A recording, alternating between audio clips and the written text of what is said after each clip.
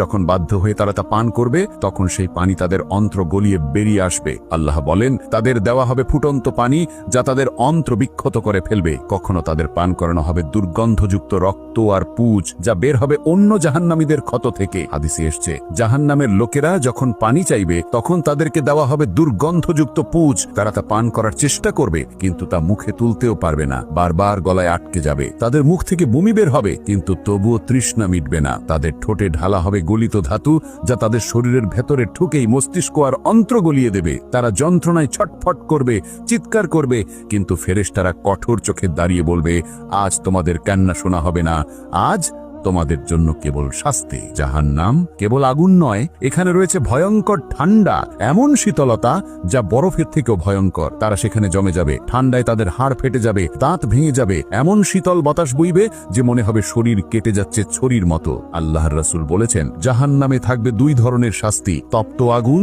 আর হিমশীতল ঠান্ডা। উভয়ই হবে অসহনীয় যন্ত্রণা। কখনো তাদের ফেলা হবে আগুনের নদীতে, কখনো ধাক্কা দেওয়া হবে বরফের উপত্যকায়, কখনো তাদের ঘুম ভাঙবে ফুটন্ত পানির ধাক্কায়, কখনো আবার জমে যাবে শীতের ঝড়ে যেখানে শ্বাসও নেওয়া যাবে না। তাদের প্রতিটি মুহূর্ত হবে ভয়ঙ্কর। ক্ষুধা মেটাবে জাক্কুম, তৃষ্ণা নেবাবে ফুটন্ত পানি, আর শরীরের হাড় ভাঙবে জমহারিরের হিমশীতল শীতলতা। প্রিয় বন্ধু, আপনি এই পর্যন্ত ভিডিওটি দেখেছেন, এই ভীতিকর দৃশ্যগুলো দেখেছেন, এই ভয়াবহ শাস্তিগুলো শুনেছেন।